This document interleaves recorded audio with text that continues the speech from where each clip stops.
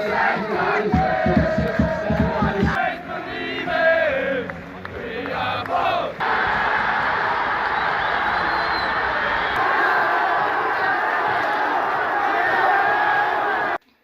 to Irish Footy Vlogs, the channel that provides matchday vlogs weekly in the League of Ireland.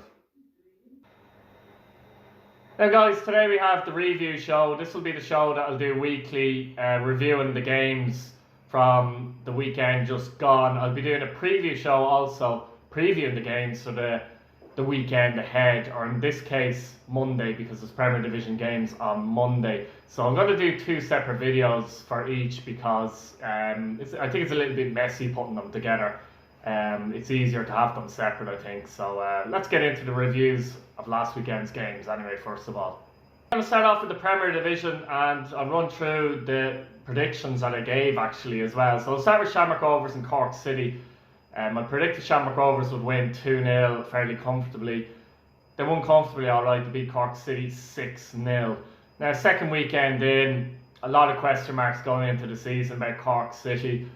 Opening day defeat to Shelbourne and a trouncing at Rovers. Yeah, they had a player sent off. Dallin was sent off in 45 minutes. They were already 2 down through 2 Graham Burke goals. So they went into the break 2-0 down. Obviously down to 10. I suppose they probably gave up a little bit and Rovers started to sparkle in the second half. Jack Byrne helped himself to a goal to make it 3-0 and Graham Burke scored a second half hat-trick and 5 goals in total to give Rovers a 6-0 win. And that's a trouncing for Cork and it won't do their confidence any good. The only good thing for Cork is they will be back on Monday with a game and that might help them. But a very, very poor result for Cork. I seen the red card myself. It was a definite red in my view, and you know, Rovers obviously great win for them and gives them 2 wins out of 2. Graham Burke soars ahead of the top scorers charts as well. You know, 5 goals now in 2 games. Obviously, at some return at any level, to be fair, and you know, Rovers 2 wins out of 2. Ground out a result at Bowes last week. And to get a good 6-0 win at home, it kind of gives you...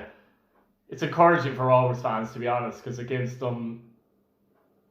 You know, shows they can grind out results, but also they can destroy a team on their day as well. For Cork, as I said before, bad defeat for them, and mentally it's going to be tough.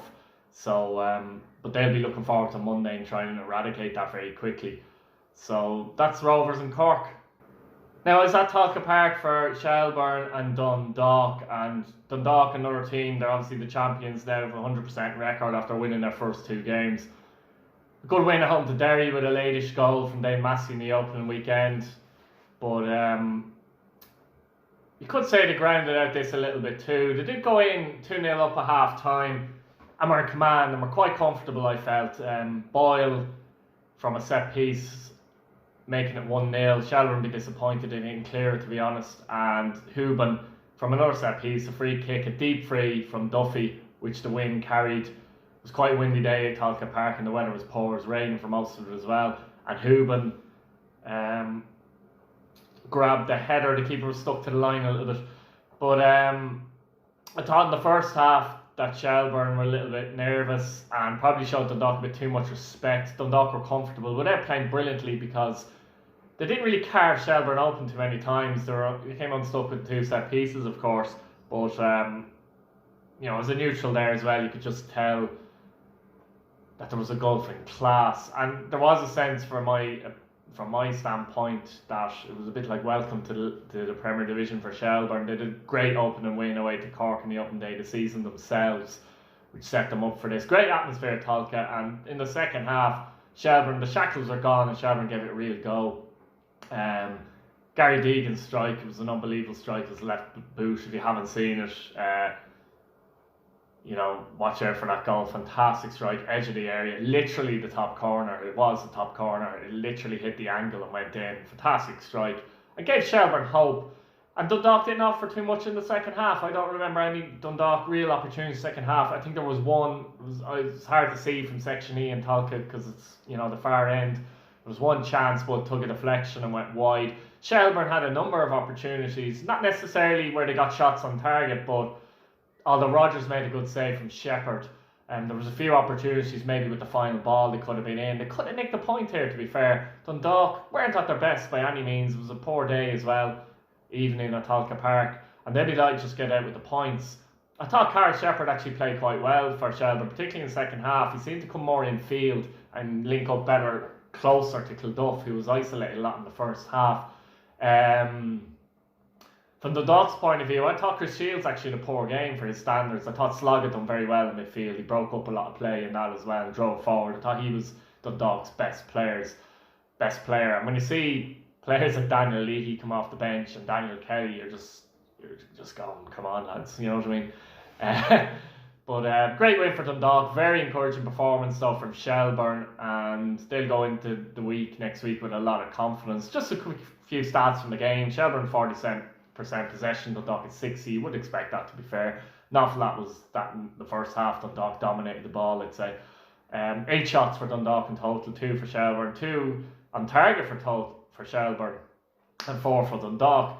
They'd be a little bit disappointed, Shelbourne, that they didn't create more of the opportunities they had in the second half. That said, Dundalk defended fairly well as well. But ultimately, great result for Dundalk, but a very encouraging performance for Shelbourne. Oh, and I predicted on the previous show that Dundalk would win this game 2-0. It wasn't too far away. It was 2-1. I did say it wouldn't be that easy for Dundalk either. I think it proved that way, so I'm happy enough with that prediction as well, to be fair. Now up in the Brandywell, this was an RT. Derry City took on Finn Harps and it finished 1-1. I tipped Derry to win this 2-1, so I was wrong. And Derry City were very lucky to get away with a point. Substitute Adam Little scored in the 95th minute to earn a point for Derry City after Ryan Connolly had given Finn Harps a 20-minute lead in this one. And obviously they led for the rest of the game, and they'll be sickened, to be fair, to concede in the last minute. But at the same time, 4 points from the opening 2 games at home, Sligo and away to Derry, where they nearly managed to get the win, is a good start for Finn Harps. Derry, they wouldn't have been too disappointed going up to Oriel Park and lose to Dundalk, you know, providing they could come and beat Finn Harps at home. So they'd be disappointed, but count themselves very lucky that they got that point. Now, it was on RTE, I didn't see it personally, but by all accounts, Derry were very lucky, and Finn Harps possibly deserved to win the game. Derry City did have more possession, 58% to 42. You'd expect that, to be fair, at home, and good pass inside. They had 7 shots to Finn Harps' 5, and both teams had 4 on target each. So it wasn't a case of Finn Harps came to Brandywell and sat back and played for a point or anything like that. They gave as good as they got, really. They just had less possession, but you'd expect that, and it can be an element of tactically maybe letting the other side have more possession as well, as we all know. So interesting start for both teams in this derby. Finn Harps, as I said, very, very pleased with the start they've made. Derry will want to get a win very, very soon. So finished Derry 1, Finn Harps 1 at the Brandywell. Now at the RSC, I predicted Waterford 0, Bohemians 1. I finished Waterford 0, Bohemians 2. So I didn't get the score right, but I got the result right. Not surprised by this, to be honest. All the damage was done before half time. A Sam Bowen OG where he headed into his own net after a cross, and a Danny Mandrew penalty. Was the sucker punch really for Waterford going in at 2-0 at half time.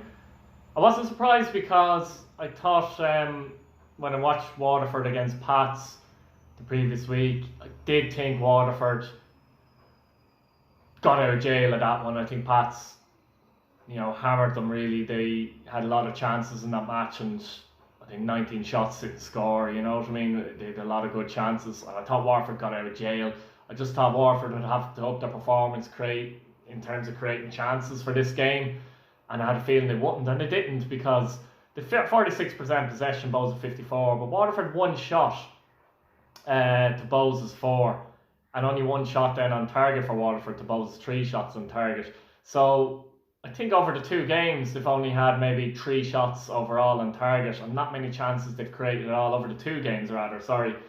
And that'll be a worry for Waterford, I think. They are still trying to gel, and ultimately 3 points from away to Pats and home to Bowes they would be happy with, to be fair. But Performance-wise, I thought they were fortunate against Pats, and obviously you're not going to get away with that twice, if you know what I mean. Bowls will be delighted to go down there and get the win, because on paper it was a tricky match, and after losing at home, Daily meant in a sickening way to Shamrock Rovers. It was a big win and statement for them to go down and get the result, and which was a terrible evening all round, really, in all these games. Wet and windy. So Bowls will be delighted with that, and it gets them off the board and gives them 3 points, you know, going into the Sligo game on Monday. Waterford, you know, they'll be looking to find, and Ramblers will be looking to find a formula, because they have a lot of new players. They signed a couple of other players, you know, recently as well. Longbottom has come in as well. He was a trial with Shamrock Rovers actually, and I thought he looked okay. I think he came on as a sub against Bowls, so interested to see how they go there. But it'll take time for Waterford to gel, particularly in attacking areas, I think, because that's where they lost the likes of Elbazetti and Figura and players like that. But yeah, Waterford 0, Bowls 2. Now finally in the Premier Division, it finished Sligo Rovers 0, St Patrick's Athletic 2 at the showgrounds. I predicted Sligo Rovers 1, St Patrick's Athletic 2, so again got the actual result right, if not the scoreline. It's a disappointing start of the season for Sligo. There are no points after 2 games. Defeat up in Finn Harps as well. No goals in the 2 games. They did have more possession this game, 51% to Pats' 49%. But a lot of that might have been down to the fact as well that Ollie Younger got sent off for Pats in around the 65th minute. And Pats, I wasn't at the game, but I assume Pats defended deep after that, after they had a 2-0 lead. 1 shot for Sligo, 5 for Pats, 1 shot on target for Sligo, 1 shot on target for Sligo, sorry, and 4 shots on target for Pats. It's a bit disappointing at home. They lack that creative spark, I think, you know, in their team. Sligo obviously missing some players and lost some players, but you know, it did tip them to struggle, and they have had a start that suggests they might struggle as well. Pats though will be delighted after losing home to Waterford, because that was disappointing, because they played very well. But at the same time, I remember saying at the time that if they weren't creating chances against Waterford and lost the game, it'd be more disappointing. So Roman Hale started this game up front, interestingly, and scored a cracker in 26 minutes. Forrester made it 2 after 35 minutes, but Chris definitely needs to learn how to do a knee slide, because that celebration was ridiculous. Sorry, Chris. Pats, interestingly, went to 3-5-2. They played Lee Desmond at the base of the midfield. Younger came in at centre back with McNally. But I did say at the start of the season that Pats have a lot of players who are comfortable playing in different positions, and that could be a strength for them this season, because they can catch teams out with different systems with the players they have, in my opinion. And they may have caught Sligo out, who knows, in that aspect of the game as well. But good win for Pats, bouncing back. But unfortunately for Sligo, it doesn't get any easier going to Dalymount Park on Monday. So Sligo 0, St Patrick's Athletic 2 at the showgrounds. Now on to the first division now, and unfortunately Galway United at Lone Town was called off, so we'll move on. The weather obviously defeating that one. Cabinteely 4, Bray Wanderers 2, which was a big surprise to me. Excuse me. I was actually at Talca Park and I was checking through live score, and I could see it was 4-0 at half time to Cabinteely, which was unbelievable. Kieran Marley Waters, that man, giving them the lead.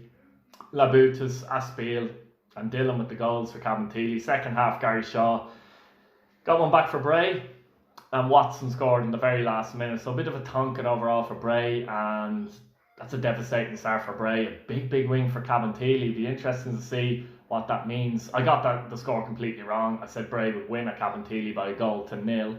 So you know, are Cabinteely set for a good season and Bray set for a poor season, or is it just one of those isolated results? It's obviously concerning if you're 4-0 down at half time, to be fair, but a huge win for Cabinteely moving into next week, and be interested to see how both these teams do now next week, but I'll get into that into the preview show. So great start for Cabinteely, poor start for Bray, 4-2. At City's Collins Stadium, it finished Longford Town 2, Shamrock Rovers B 0 as expected. Dervin and Manley with the goals. Manley be delighted to get off the mark very quickly in his first game. I predicted 3-1 in this one, so obviously it's very difficult to get the actual scorelines right. Mind you, I have 2 right, but we'll be more about that later. But got obviously the result right and the margin right as well. Interestingly, Rovers started Brandon Kavanagh as a good young player. I wonder if he'll be there for most of the season now, or will he be brought up to the senior squad at all. But interesting one that. Longford City Con Stadium will be delighted with a win, just to get out with a win and get the 3 points on the board early on and move on to next week. Rovers, we don't know what we'll get from them because Longford Town are one of the best teams of the league as well. But yeah, great start for Longford. 2-0 finished Wexford 1, UCD 1, and this is one I got spot on. I predicted it would finish 1-1. Thanks to Connor English mainly, because he scored with a minute to go. The former Shelbourne player, to earn a point for the home side. UCD took the lead in the 70th minute through Colin Whelan, who I tipped to do well this season. I think he might score a lot of goals. He appeared to play 2 up front with him and Madej, so that could be an interesting partnership as the season goes on.